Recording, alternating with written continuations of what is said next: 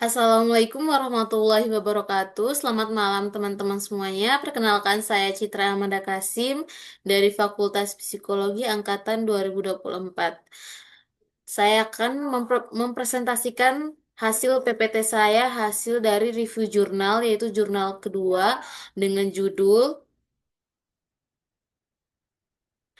Analisis Pola Komunikasi Keluarga dan Manfaat Program Sekolah Ibu dalam Mengembangkan Keluarga yang Harmonis.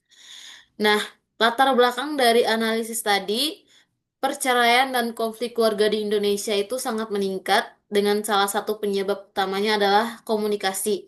Komunikasi yang tidak efektif dalam keluarga, padahal keluarga merupakan tempat pertama anak belajar nilai sikap dan perilaku. Oleh karena itu, pemerintah Kota Bogor menganalisis program Sekolah Ibu sebagai upaya prevents untuk memperkuat komunikasi keluarga melalui peningkatnya kapasitas ibu. Nah, tujuan dari penelitian ini ada tiga, mengidentifikasi karakteristik peserta program sekolah ibu di tiga kelurahan di Kota Bogor. Terus ada mengklasifikasikan pola komunikasi keluarga peserta dalam kategori dari yang rendah, sedang, dan tinggi. Nah, untuk mengetahui apakah berjalan, tetapi juga ingin melihat siapa pesertanya dan bagaimana pola komunikasi dalam keluarganya, serta apakah program tersebut benar-benar memberikan dampak positif terhadap keharmonisan keluarga? Nah, apa saja teori yang digunakan? Teori yang digunakan itu ada teori komunikasi keluarga yang memandang keluarga sebagai sebuah sistem komunikasi di mana interaksi antara anggota keluarga memberikan hubungan peran dan nilai dalam keluarga. Komunikasi itu tidak hanya berfungsi sebagai penyampaian pesan, tetapi juga sebagai sarana membangun kedekatan emosional dan saling pengertian. Selain itu, penelitian ini didukung juga dengan teori komunikasi keharmonisan keluarga yang menekankan bahwa keluarga harmonis di antaranya itu adanya rasa yang menghargai dukungan emosionalnya serta kemampuan menyelesaikan konflik melalui komunikasi yang lebih baik. Nah, penelitian ini juga menggunakan teori sosialisasi keluarga dan teori peran orang tua yang melaksanakan bahwa khususnya ibu yang memiliki peran penting dalam membentuk nilai perilaku serta perkembangannya psikologi anak melalui komunikasi sehari-hari. Nah, ada juga metode penelitiannya. Penjelasan ini adalah penelitian ini menggunakan beberapa metode yang menggabungkan pendekatan dari kuantitatif dan kualitatif. Pendekatan kuantitatif yang dilakukan melalui metode survei dengan desain studi cross-sectional data. Kuantitatif diambil pada sesi ke-16 program sekolah Ibu 13 September 2018. Jumlah respon ada 84 orang dari tiga desa, yaitu Desa Ciluar 30 orang, Desa Ciparigi 30 orang, dan Kedung Halang ada 24 orang. Ketiga desa tersebut dipilih dengan teknik profesi samplingnya. Nah, ada subjek penelitiannya itu adalah para ibu yang mengikuti program sekolah ibu di Kota Bogor. Jumlah respon yang terlibat yang melimpah sebanyak 84 orang yang seperti saya katakan tadi. Ha- Namun hanya 78 orang yang dianalisis karena memenuhi kriteria keluarga yang utuh, yaitu masih berstatus menikah. Para responden berasal dari tiga kelurahan, yaitu kelurahan yang seperti saya sebutkan tadi.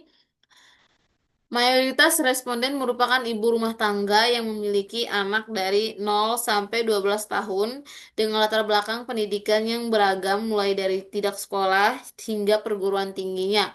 Pemilihan subjek ini dilakukan karena ibu dianggap memiliki peran sentral dalam membangun komunikasi dan keharmonisan keluarganya. Nah, analisis data yang digunakan yaitu pendekatan atau campuran yang menggabungkan metode kuantitatif dan kualitatif. Data kuantitatif diperoleh melalui survei menggunakan kuesioner yang berisi pernyataan terkait komunikasi suami istri dan komunikasi orang tua dan anak. Data tersebut dianalisis menggunakan statistik deskriptif untuk menggambarkan pola komunikasi keluarga serta uji one One Way ANOVA untuk melihat perbedaan pola komunikasi antara wilayah penelitian. Sementara itu, data kualitatif diperoleh dari tulisan reflektif peserta program sekolah ibu, khususnya dari Kelurahan Ciluar, dan kualitatif ini dianalisis secara naratif untuk mengalih pengamanan peserta manfaat yang dirasakan oleh mengikuti program.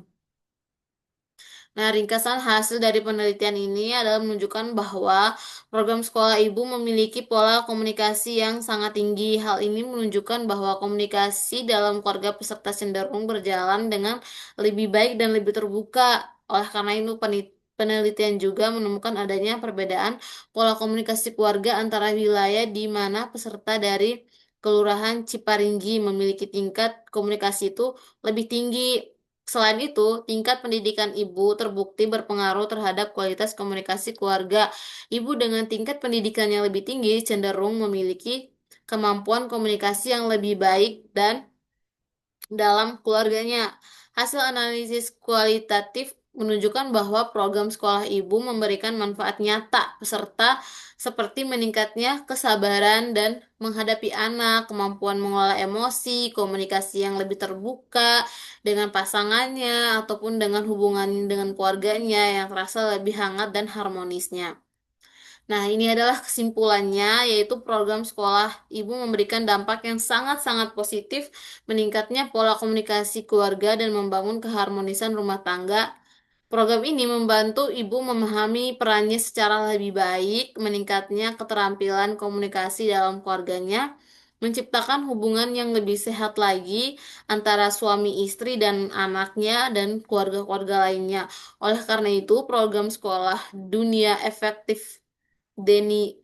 Oleh karena itu, program sekolah ibu dinilai efektif sebagai upaya penguatan ketahanan keluarga dan direkomendasikan untuk terus berkembang.